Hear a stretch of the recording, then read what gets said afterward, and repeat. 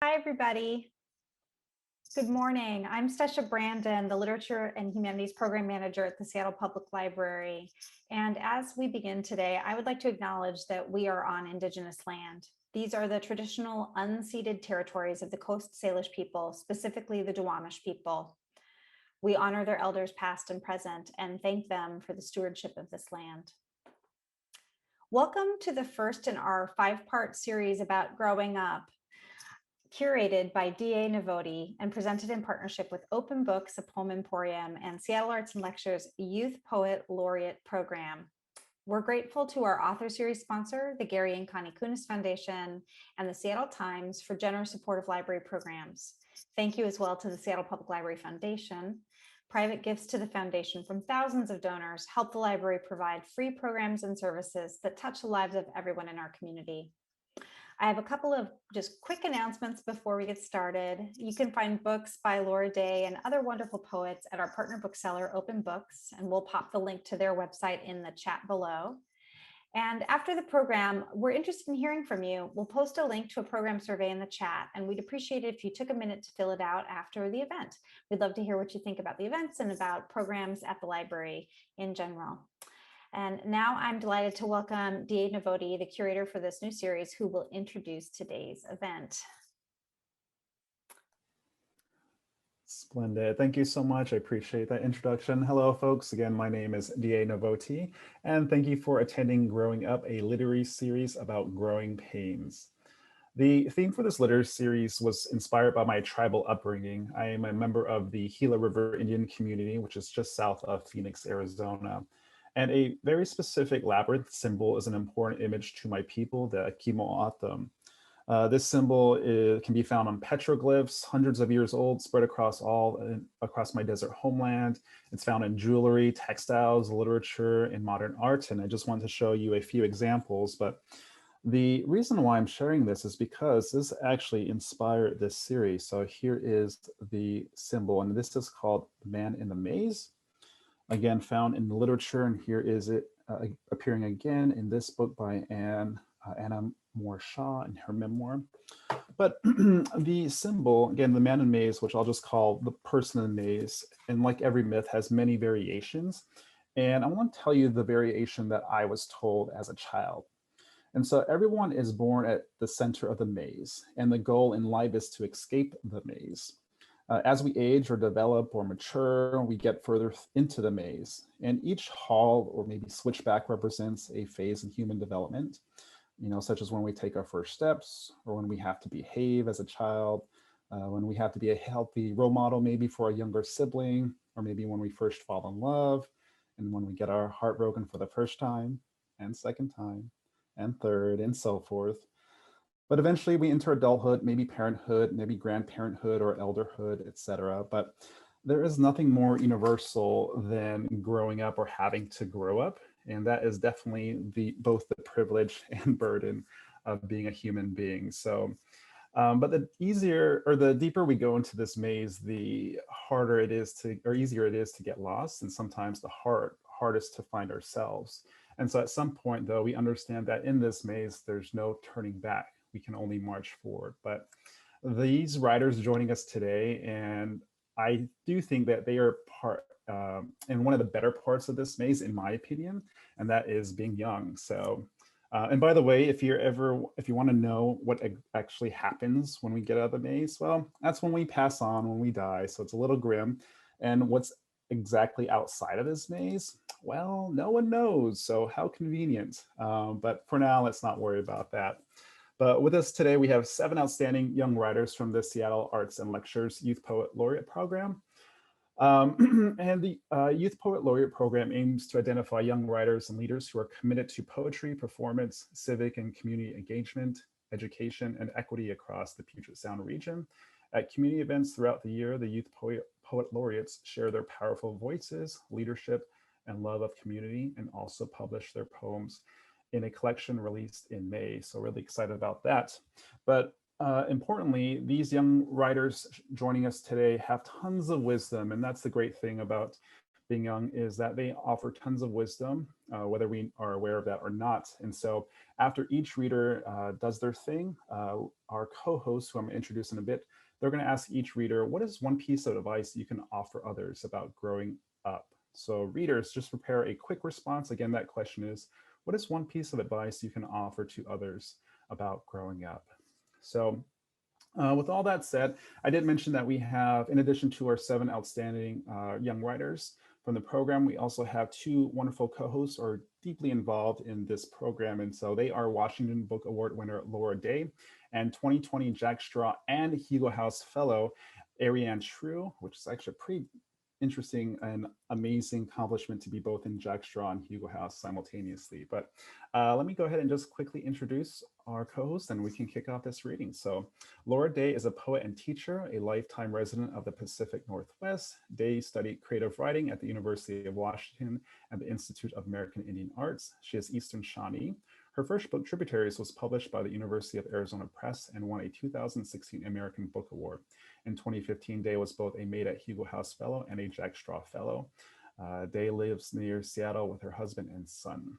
And then next we have Ariane True, is a poet and excitable human from Seattle, Washington, and from the Choctaw and Chickasaw nations. She grew up in Seattle writing community, nurtured by Youth Speaks and the Richard Hugo House, and as an adult has, to her delight, gotten to return and work with young writers in both spaces. She currently teaches with writers in the schools and mentors with the Seattle Youth Poet Laureate Program and Hugo House's Young Writers Cohort. So without further ado, please welcome Laura Day and Ariane True.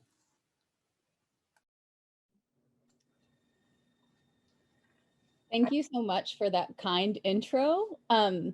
So I think that Ariane and I both just say a few words, and then I feel like we're all just super delighted to hear our readers today. So I'm going to keep mine kind of brief, but I do want to offer my gratitude for all our readers, to the hosts, the folks who kind of envisioned this process and reading, and everybody sort of tuning in today to spend some time around writing.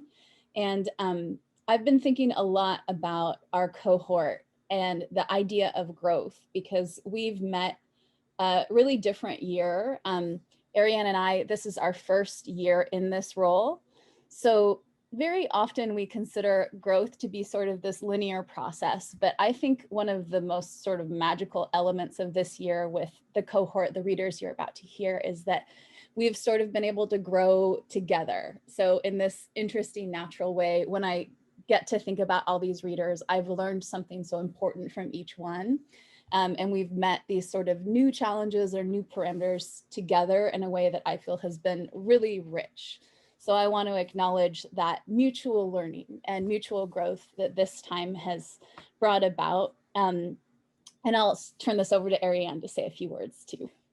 Yeah, on that topic of growth, this cohort radically redesigned this entire program kind of on the fly. There were things that the readers you're about to hear were asking for, and we were like, great, let's figure out how we can get those needs met. And the program staff at Seattle Arts and Lectures were a huge part of that too.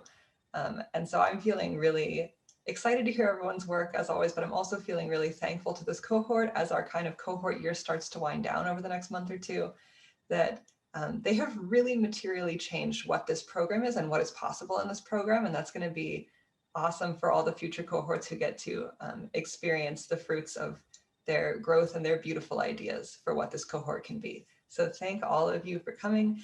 Thank you, wonderful cohort. And I will let Laura introduce our first reader. Thank you. So I am so looking forward to hearing our readers today. And we're going to begin with someone I have learned so much from. You know, when we're learning in a cohort, I always think in education and in groups, the word leadership is, you know, it's used in such a singular way, but in this cohort, there's so many different ways that we have sort of led and learned from one another. But our first reader is someone who I feel is sort of like, in my heart, a little bit of a visionary leader, someone I look to kind of better understand a path forward, and someone whose writing delights me with its absolute lyrical beauty. So we're going to begin today with Helena Goose. she is our youth cohort leadership coordinator, which means that she has done a whole lot to kind of bring the group together. This group is unique in its devotion to one another and to their writing, so they actually meet a lot independently. And we've just been sort of amazed by this capacity. So she's a Seattleite who's partial to long walks on the beach and rainstorms. She's been writing for who knows how long and is honored and excited to have this opportunity. And I don't doubt that the audience will be delighted in what they're about to hear. So thank you so much for kicking us off. And hi, I have two poems today. The first one is called "We Fell Down Alice's Trou de Lapin and Woke Up in My Subconscious." Your eyes are blue and marbled with white like cracked pools, and the human body can be drained of blood in approximately 8.6 seconds, given adequate vacuuming systems, like a bullet with the density of a neutron star, for instance. You taste like cinnamon and pumpkin pie. You smell of sharp oil and coconut. Your skin is soft and slightly fuzzy. You look like ocean surf on a sandy beach. I can hear your voice in my head. It comforts me. Your voice tastes golden brown, like honey, like caramel, like toffee. You are my Magdalene, and we live on the land of the inside people. Like the vows of the old gods beneath a mirkwood tree, we are separated by barren deserts and empty fields. You are my rabbit, my habit. You are my silent sound, the boom in my empty space. Are we going to the park? Perhaps, if we have time, we can spend our days under forever falling leaves and sapphire blue skies. The scarlet hairs of my thoughts cry out like the stones beneath our feet. You are the most beautiful person in the world. I bend over and touch my toes, planting a kiss upon your nose. Beauty is in those eyes of yours, such a sight to behold. When I kiss you, you will wrap your arms around me and pull me close. It's a green day in our Emerald City, and I've awoken now that September has ended. We've fallen down a rabbit hole of key lime pie, and when the creme fills your lungs and you can't breathe, I will hold you tight and whisper, "Tranquille, Emile." Oh, gray bed where we both lie, with your wrinkled sheets and wrinkled eyes. Mirkwood leaves fall as I whisper, I am theirs, and they are mine. Okay. And then the second poem is in like the theme of spring and renewal. It's called Noxious Weeds, Cistus scoparis, aka Scotch broom. Deep in the dry earth, you lay dormant. The land above, scorched by the flames of this season's wildfires, wide-eyed, biding your time. Your parental tree has withered along with the land, and the trash that litters the road does not improve your chances, but still you sleep, still you dream, still you wait, still you remember. The humans in this part of the world hate you, and they will do everything in their power to crush the soft petals of your yellow flowers, but still you wait, biding your time. A season passes. Foliage blazes, then drifts to the ground like brightly colored ash, soon to decompose, to create a fertile soil for your rebirth. A season passes, little light and lots of gray, smoky clouds. The rain falls first, then the snow. They bury and carry away the Coors Light cans cold as the Rockies. There is no heat this season, only smoldering embers. A season passes. Blades of green copper fire erupt from the ground in slow motion, and weak sunlight warming the wet earth makes you stir. You can feel yourself beginning to crack, to throw off the blankets and roll up, up, up out of bed and into the warm sunlight. You proceed to make breakfast. Would you like some H2O to go with that photosynthesis this morning? Your wiry frame grows with each passing day until you become a bushy mane of leaves. When you bloom, you set yourself ablaze, soft yellow in an emerald haze. Many seasons passed. The trash collects and is washed away. Your family tree grows and stretches, a many-tongued fire. But blazes attract attention and the humans start to notice.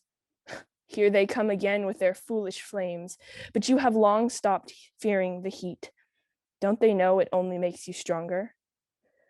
And that's all I've got today. Thank you.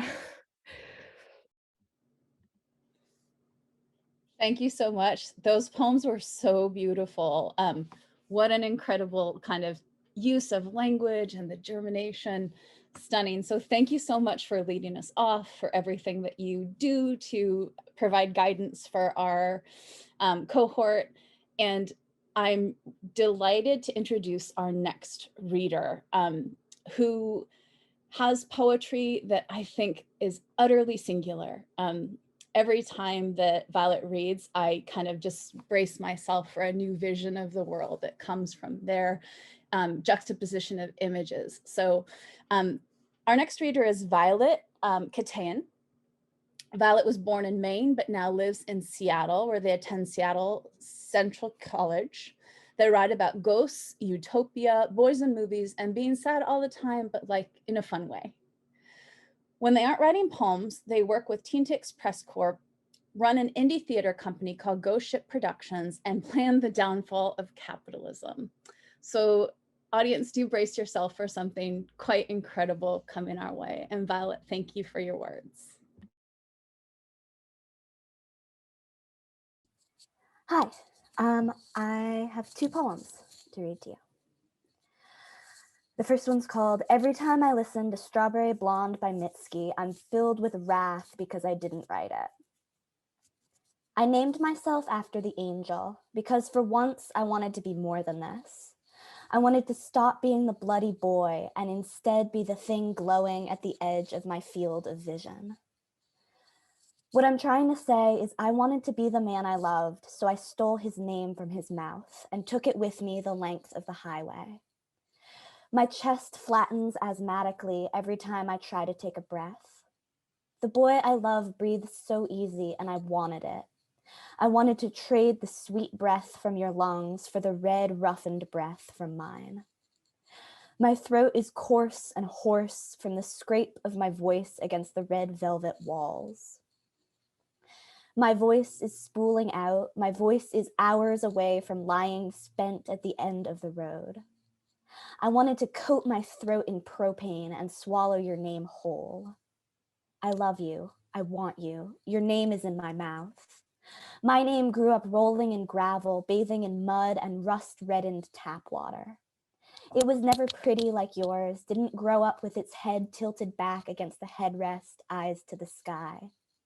It tasted like dust and exhaust. Truckers spit it into the dirt. I said my name and it landed at your feet. I've been waiting 18 months for you to crush it under your heel. I'm saying your name now into your mouth, against your shoulder, praying to God you'll forget yourself and say it back. I'll give it back, I promise. I just want 5 minutes where I'm the one who gets to hear it hung wholly over our heads and have it mean me. Second one is called My Psych Professor Died Today. And I'm trying to keep quiet about it. I'm eating orange slices and listening to Bruce Springsteen live because that's the only way I know to feel alive. I think if I died today, I'd drag myself back down to my body. You said I was an angel. I'm trying to adjust myself to the idea of light. I'm holding the stained glass window of my orange slice up to the sun. The acid is eating away at my tongue. I'm 17, lying in the dirt, shrouded in orange peels. I'm 17. I'm alive. I'm alive.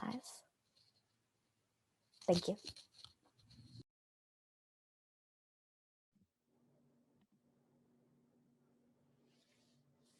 Thank you for that reading. The next reader that I'd like to introduce is someone whose poetry and strength always strike me as this incredible sort of elegant fortitude. So Natalie is someone in our cohort who does a lot of the kind of foundational building of what we do and who we become. Their writing has an incredible sense of place and precision. So I am, again, delighted to hear what we're about to be presented with. Natalie Marver-Kwan is the 2020-2021 Youth Poet Outreach and Exposure Ambassador. So as I said, we really do look to her for a lot of our outreach and also sort of just our strength as a community. She's a published writer of poetry and prose. She enjoys receiving feedback on her work, good food, and good company. So please do join me in welcoming our next reader. Hello, I have two poems for you today. One's a bit longer, and I'll start with that one. It's called To My Friend's Body. When I asked you to lower your body's weight onto the earth, to let the tight quaking in your arms exhale into air and be air again, I was not speaking to those two celestial bodies together in air. I wanted you to feel a different fold of chest, shoulder, grass blade, and hip, a newness. That weight the soil holds that my sister's hands split open, that my sister's hands lowered a body's full weight down into. How her strong arms were tremulous with that weight. How the grieving women looked on. How the grieving women are probably symbols. I was thinking about that afternoon as you lowered yourself, like breath, like a symbol. What did the new sunlight look like on the old grasses of Goldendale, on the upturned earth? How the soil smelled like sleeping, like breathing in air? And when your full weight settled and the air in the careful form of your ribs was exhaled by that mouth called making, how dreams floated unwillingly to your lips, I thought of their grief and the dirt crusted into my sister's hands and my slow fall into heavy soil and taking you with me. That was about a very enthusiastic hug that ended up in the grass with some of my friends, but then it got kind of serious. Okay. My second one is just a little poem about a flower in my garden. I saw a flower fall today, buoyantly from its bush, happily pink with a yellow core, camellia, sweet enough to cause a sound like our hands brushing. That's it. Thank you very much. Oh, right. Something about growing up, right? For anyone listening, and I would just say that going outside into the sunshine always helps, no matter where you are. All right, thank you.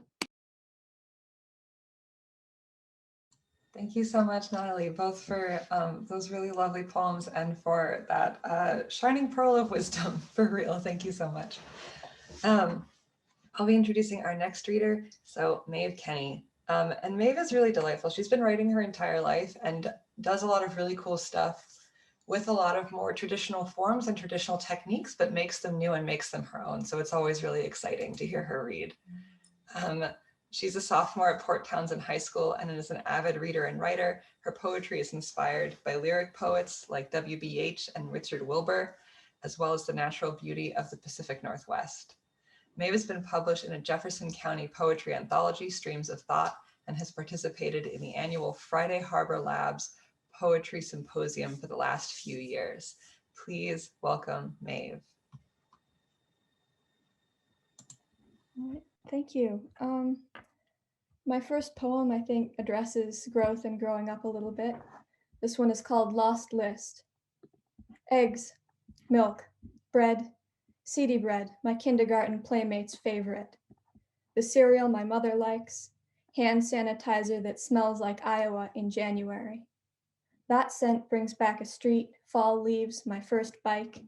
It was blue, blossomed with red rust, too heavy for my 9-year-old arms. Band-Aids, ballet tights, and batteries. I should just go to Costco, where Sophie has not yet taken me. Since I can't buy Sunshine or Italy, I'll get olives that taste like water and lemon-flavored gelato. Maple syrup for my dad to drizzle from high above my head. I should stock up before the long weekend, someone I love once said. Did I write milk already? Eggs. I might get sourdough instead. And my second poem, like Natalie's, is just a garden poem. Azalea, palest, shy, beside the strident tulips, those that survived the deer. Peach tree, snowy, raking pollen from the air. Daffodils, the yolk of March. Look, there. Bluebell, primrose, hellebore, rosemary, more. Thank you. Thank you so much, May. Those were beautiful. All right, we have one more reader today, folks. I'm excited to introduce Sylvester Gross Hamburger. So I'm also like a little extra excited to introduce Sylvester today because I got to work with Sylvester in my very first WITS residency several years ago. And it was really fun to see him come back and apply for the cohort and to get to welcome him onto it. So Sylvester is an aspiring poet and part of the 2020-2021 Seattle YPL cohort. A proud Seattleite, he currently attends Garfield High School. And though he's always been telling stories, he only started writing poetry after listening to his favorite podcast, Oh No Lit Class, and especially their episode on Emily Dickinson. Most recently, he entered the 2019-2020 PTSA Reflections Contest with a Lovecraftian-styled story around the prompt of Look Within, along with an art piece from one of his amazingly talented sisters. She, of course, advanced further than him. Please welcome Sylvester. All right, okay. Neither of my poems have names, so there's just going to be number 1 and number 2 here. Number 1. The silent taste of stagnant sleep awakes in early morn, when fog holds tight to every peep and nightfall has been shorn. A strangely flat snip of white noise that stays upon the tongue. From blueberries to plastic toys, their saturation hung. And even after sleepless nights of lights bright and eyes bleary, a single crumb, if strong or slight, will still taste just as dreary. That's 1. This is number 2. Have you ever blown a tell time, warm and round and snow globe still? Watch the seed pods slowly flitter hither past your windowsill. Have you ever tasted fog, like newborn rain slow sugar fall? Felt the water cycle idle, puttering, gasping waves and all? And what about the feel of sugar, iocane and flower white? The grain's breath and little whisper is the wind beneath a kite. Lion's tooth and misty sylvan, sugar cane and eye of newt. Witches chant and witches mumble, earth will make itself anew. Those are both of my poems for today. Thank you so much, Sylvester. I love the sounds in those poems so much.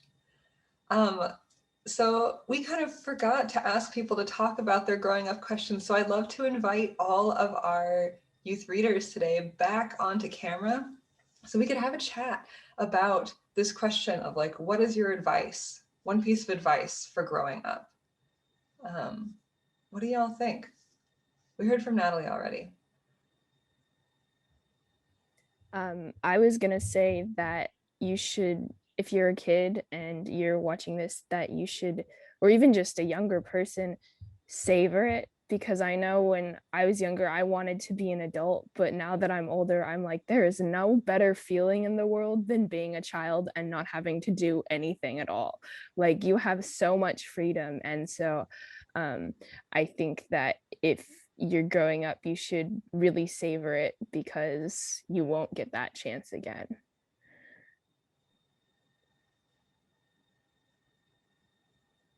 Thanks, Helena. Who else? Who else has a thought on some advice for growing up?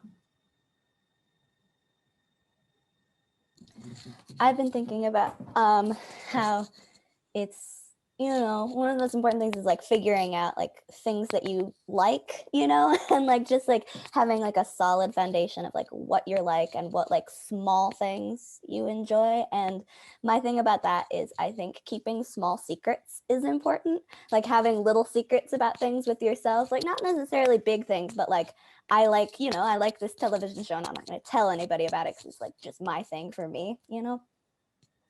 Yeah. I love that. I think that's a wonderful idea. Thank you so much. Who else? I wouldn't say I'm nearly done growing up, but I have a quote from Lewis Carroll that I like a lot. That's, if you don't know where you're going, any road will get you there. I think that applies. I love that, Maeve. That's a wonderful quote. And like, to be fair, like, I don't feel like I'm done growing up either. So you're in good company. Anyone else have any thoughts? Any of our other youth panelists have thoughts on this growing up business? How to do it, how not to do it?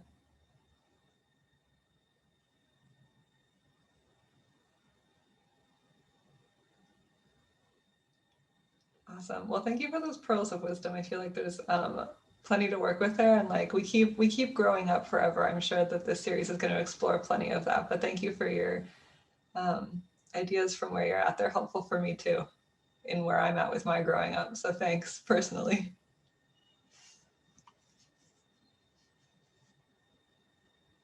Oh, awesome. Thank you so much. Everyone, let's give it a round of applause for our readers and co-hosts. What wonderful work. It's just always a joy. I wish you could just see my smile as all of you are reading your work. It's energizing. And so I want to say from the bottom of my heart, thank you so much for sharing your work. And, if I might answer that question myself, what's one piece of advice you can offer about growing up? There's a quote from writer Lois McCaster Bujold, who says, "Growing up, I have discovered over time, is rather like housework, never finished." So I'm right up there trying to figure it out as well. So with all that said, please join us for our next event in the series where we'll have a special Mother's Day event. And I'm actually very, very excited to finally release the lineup. And for this event, we're going to be honoring mothers, mother figures, stepmothers, aunts, and caregivers, and so forth. And so joining us on Thursday, May 6th, 6:30 p.m. Pacific will be Arlene Naganawa, Jen Soriano, Margot Kahn, and Rena Priest, who was just recently announced as the Washington State Poet Laureate. So again, that date's going to be Thursday, May 6th at 6:30 p.m. Pacific, and a link will be shared in the chat as well. So with all that said, the other events I wanted to advertise is that I curate another literary series called We the Indigenous, a West Coast literary series celebrating Indigenous literary talent.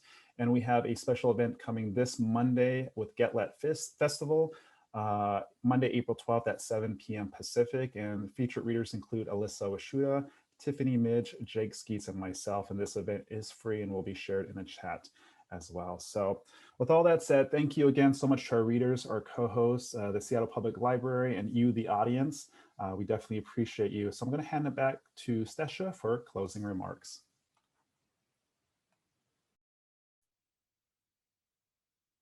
Oh my gosh, thank you so much, DA and Ariane and Laura, and thank you so much to our readers. I just love the poetry, and the wisdom in the poetry gives me hope. So thank you for that. I wanted to let folks know that you can find books by Laura Day and other wonderful poets at our partner bookseller, Open Books. And you can also find Laura's books at the library's website. We'll pop the links to those websites in the chat as well. And as mentioned, we're interested in hearing from you about how you like library programs or what you'd like to see at the library. So we'll post a link to a program survey in the chat, and you can copy and paste that into your browser and take a minute to let us know what you think. We are so grateful to everybody who made tonight's program or today's program possible. Thank you to our program partners at Seattle Arts and Lectures Youth Poet Laureate Program and to Open Books.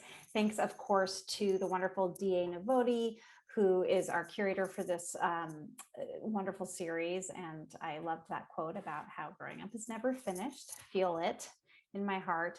And we're also grateful to our sponsors, the Gary and Connie Kunis Foundation, the Seattle Times, and the Seattle Public Library Foundation. So thank you to everybody for being here today. Thanks for sharing your sunny Saturday morning with us. And we'll see you for the next event for a special Mother's Day edition.